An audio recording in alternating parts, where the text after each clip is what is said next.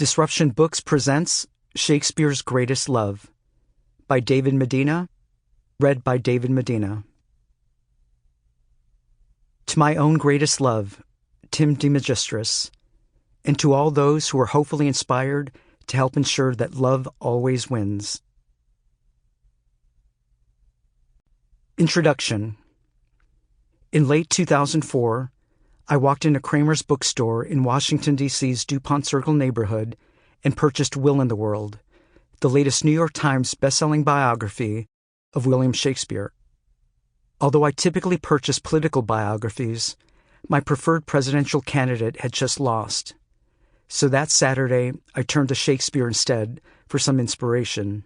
I had read several of Shakespeare's works and had also seen many of them performed on stage, but I knew little about his personal life. I had learned somewhere along the way that his wife's name was Anne Hathaway, but I didn't know anything about her.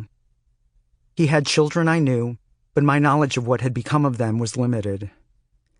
I had also read that Shakespeare may have been gay or bisexual, but I didn't know the evidence behind these assertions. Will in the World helped fill in many, but not all of these blanks.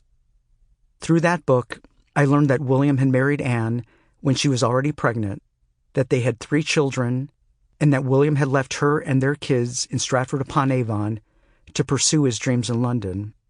I also discovered that Shakespeare had publicly dedicated 2 sexually charged narrative poems to an adolescent aristocrat, and that he had also likely written his romantic and homoerotic sonnets about that same effeminate earl.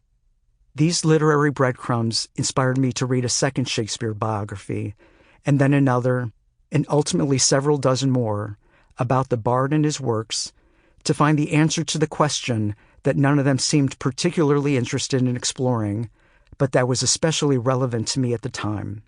Who was Shakespeare's greatest love?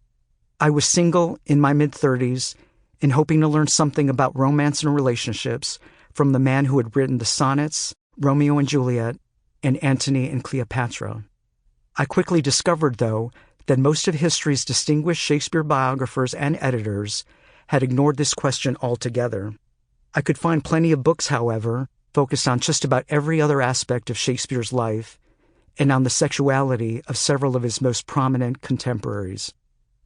Why ignore Shakespeare's greatest love?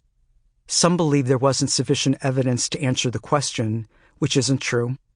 Some didn't think it important to know who might have inspired at least some of Shakespeare's works, which is unfortunate, and some knew that if they did wade into the topic, they would be forced to highlight the same Sample complete.